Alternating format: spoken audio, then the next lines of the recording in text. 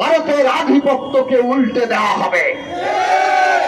ভারতকে আমরা পরিষ্কার করে বলেছি আগেও, এই দেশের জনগণের সাথে বন্ধুত্ব করেন, আর বন্ধুত্ব যদি চান, সত্যিকার অর্থে করতে চান, তাহলে সমতার মর্যাদার ভিত্তিতে করেন।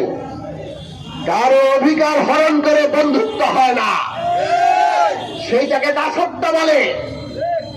যে আমাদের অধিকার হরণ করছে, আমাদের প্রতি মুহূর্তে ঠকাচ্ছে, তাদেরকে যদি আমরা বন্ধু ভাবি, তাহলে আসলে আমাদের শারীরিক ভাবেই আমরা কেবল দাস নই, মানসিক ভাবে আমরা দাস। দাসত্বের যুগ শেষ হয়েছে।